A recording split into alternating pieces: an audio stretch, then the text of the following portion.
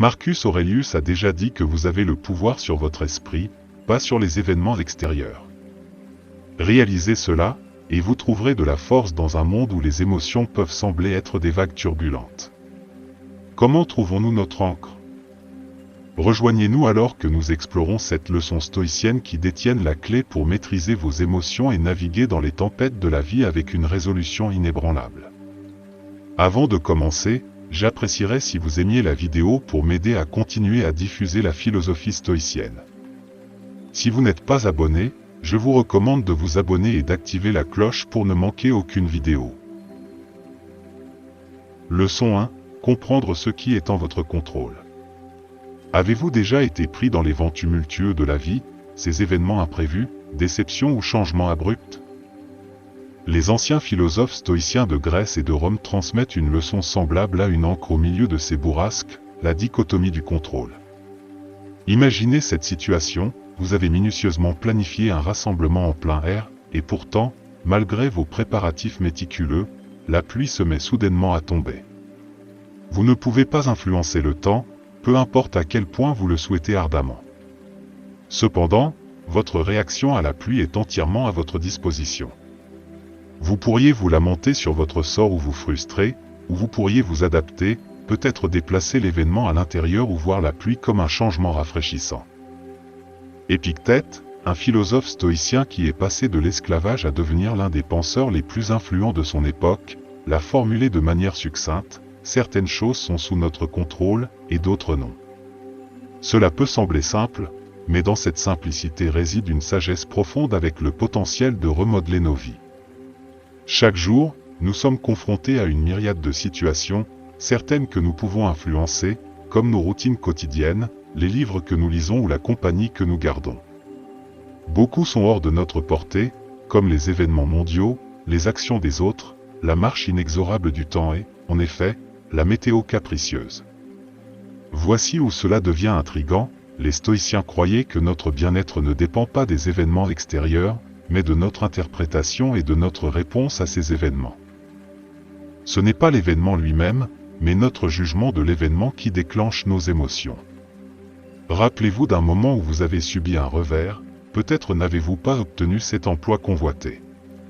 Sur le moment, cela aurait pu sembler une catastrophe, mais avec le temps, vous avez peut-être fini par le voir comme une bénédiction déguisée, vous guidant vers une meilleure opportunité ou une croissance personnelle. Alors, comment mettons-nous cette sagesse en pratique? Commencez par vous demander: est-ce quelque chose que je peux contrôler? Si la réponse est affirmative, agissez. Si c'est négatif, c'est une opportunité de cultiver l'acceptation et l'adaptabilité. En comprenant profondément et en intériorisant ce principe, nous pouvons nous libérer de détresse inutile. Nous pouvons naviguer dans la vie avec équanimité, reconnaissant que si nous ne pouvons pas gouverner les vents, nous pouvons ajuster nos voiles. Dans un monde souvent caractérisé par le chaos, la dichotomie du contrôle sert de lumière guide, nous rappelant de diriger notre énergie là où elle compte vraiment et d'embrasser la sérénité, sachant que certaines choses échappent à notre prise. Leçon 2. Réfléchissez avant de réagir. Dans l'ère actuelle des réponses rapides et immédiates et de la célébration de la rapidité, l'art de la réflexion peut sembler être un reliquat désuet.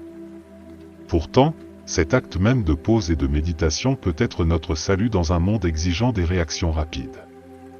Pensez aux innombrables décisions auxquelles nous sommes confrontés quotidiennement, aussi bien significatives que triviales, que ce soit le choix d'un repas au restaurant ou la sélection d'une carrière.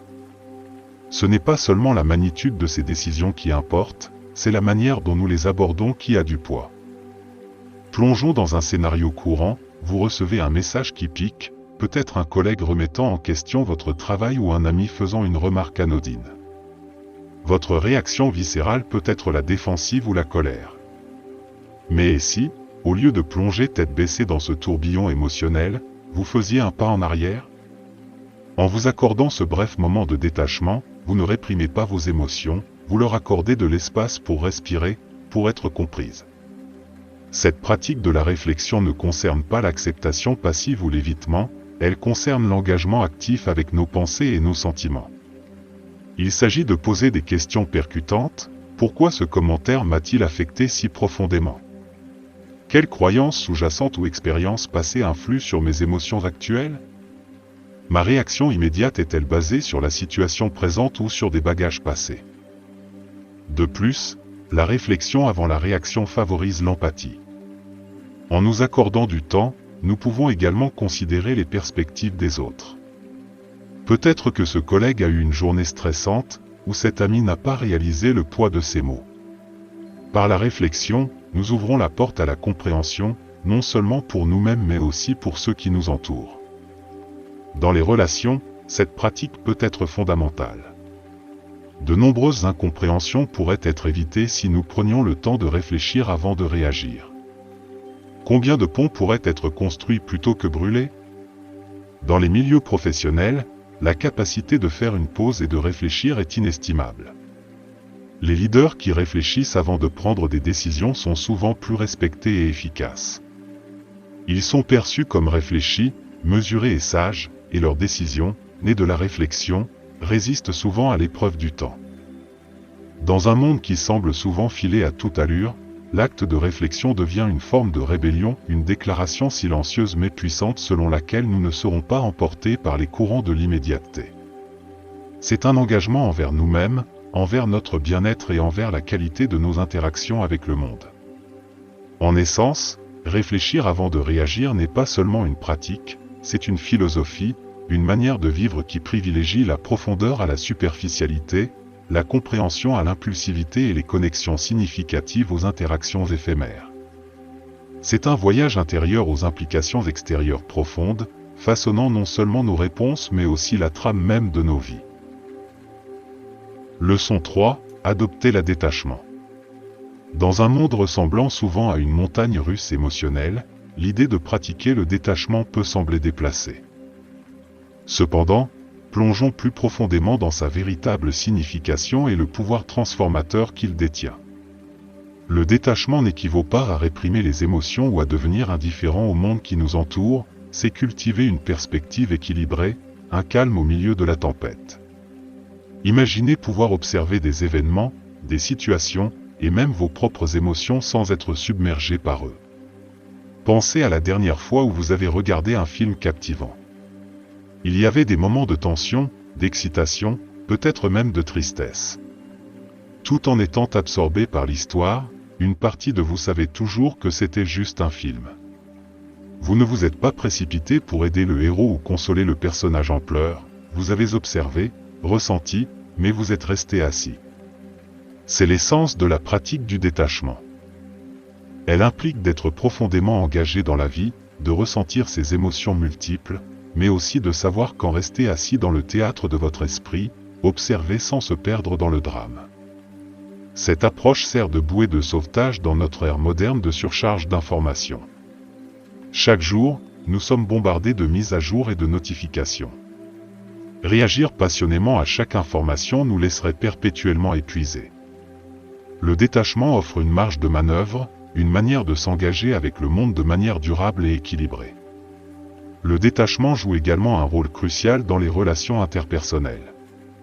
Nous avons tous été dans des situations où les conversations deviennent houleuses, où des désaccords surgissent. Dans ces moments, pratiquer le détachement peut faire la différence entre une discussion productive et une dispute destructrice. Il nous permet d'écouter plus efficacement, de répondre plutôt que de réagir, et de naviguer à travers les conflits avec compréhension et grâce. Le voyage pour cultiver le détachement commence par la conscience de soi.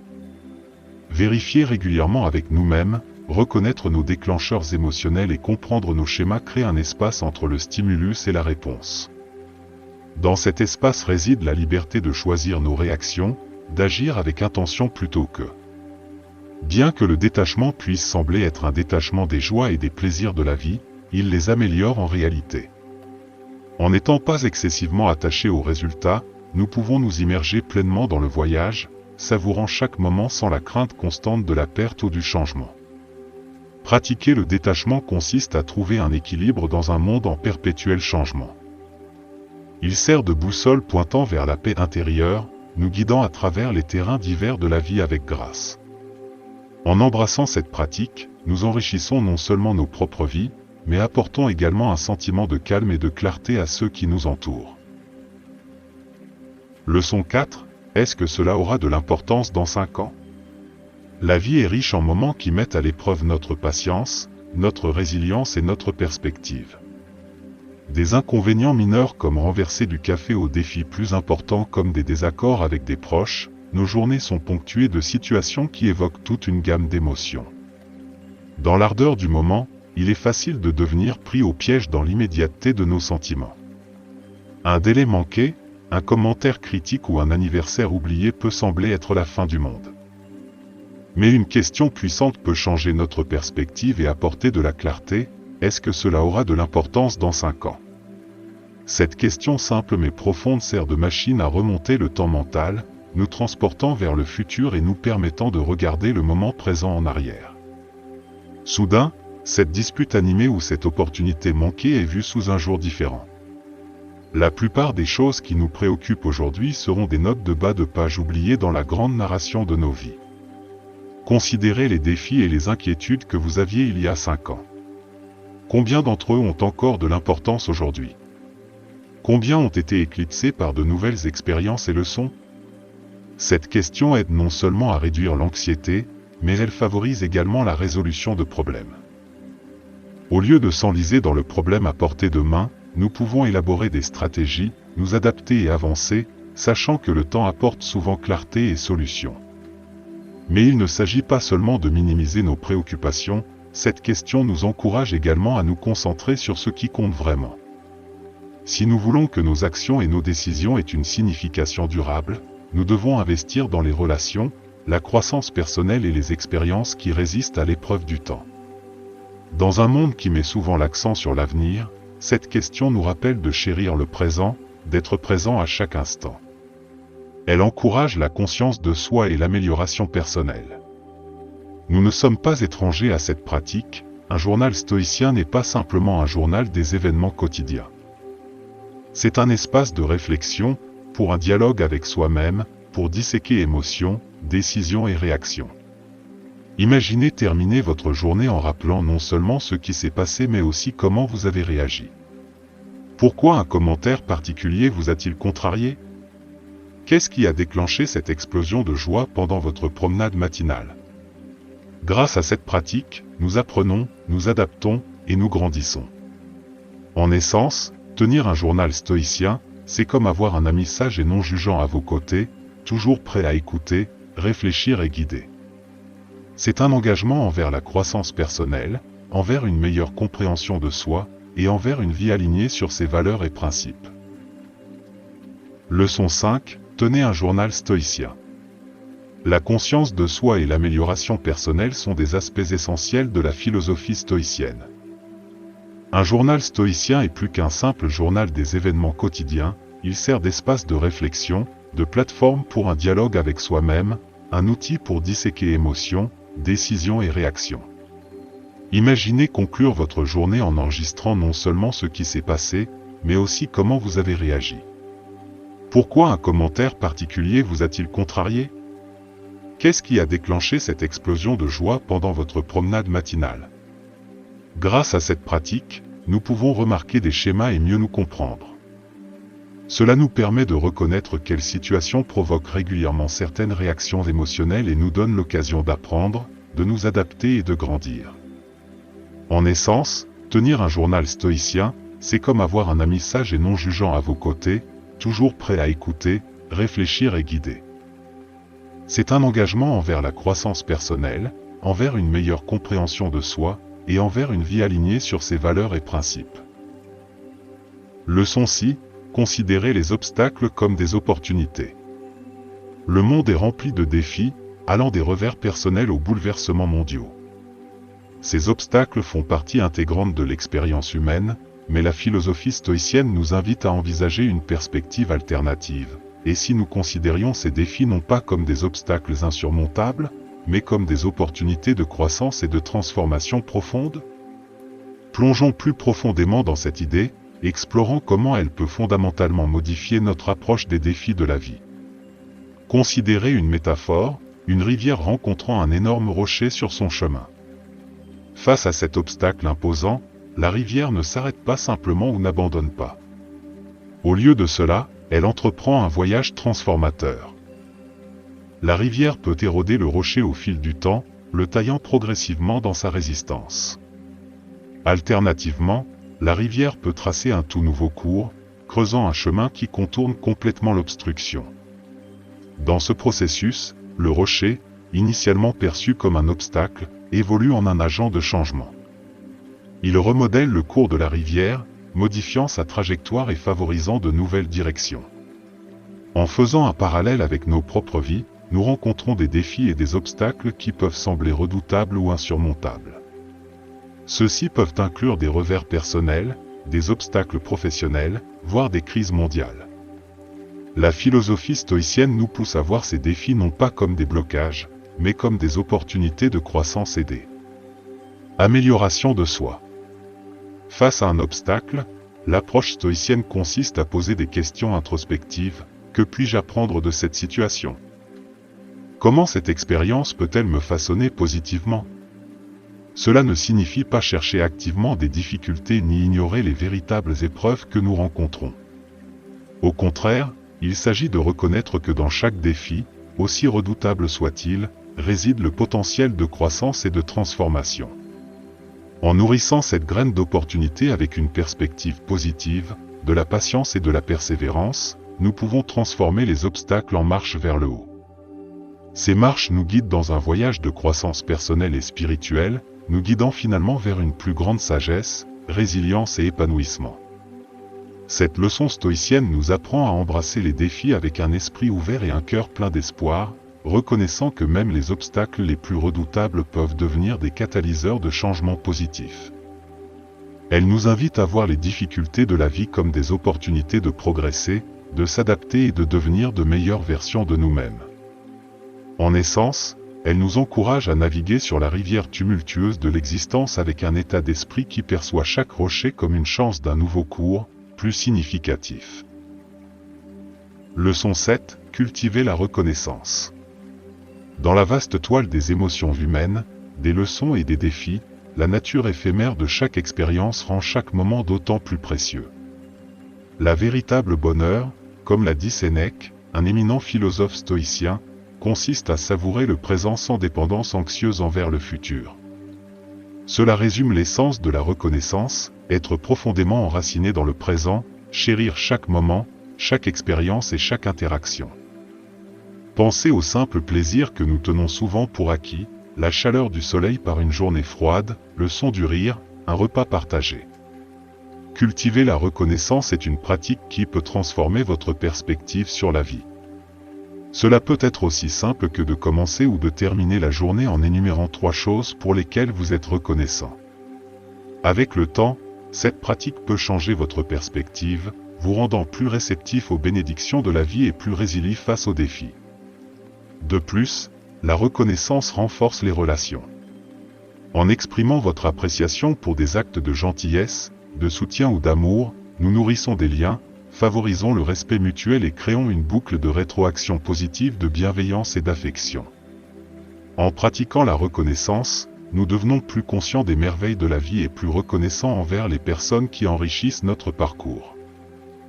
C'est un rappel de chérir chaque moment, chaque expérience et chaque interaction. Cela nous aide à trouver la satisfaction dans le présent et nous équipe pour affronter l'avenir avec un cœur rempli de gratitude. Ces leçons intemporelles de la philosophie stoïcienne offrent des perspectives profondes sur la manière dont nous pouvons naviguer dans les défis de la vie avec sagesse et grâce.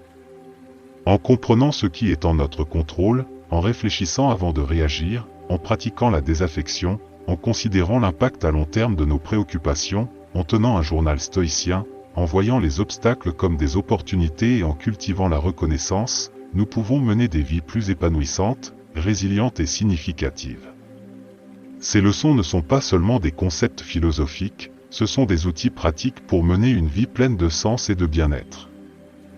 Avant de conclure, si la discussion d'aujourd'hui a suscité des prises de conscience ou si vous avez vos propres expériences à partager, nous aimerions vous entendre dans les commentaires ci-dessous. Et bien sûr, n'oubliez pas de liker, partager et vous abonner à notre chaîne pour plus de contenu enrichissant sur le stoïcisme. Jusqu'à la prochaine fois, continuez d'embrasser la sagesse des anciens et poursuivez votre chemin vers la résilience et la vertu.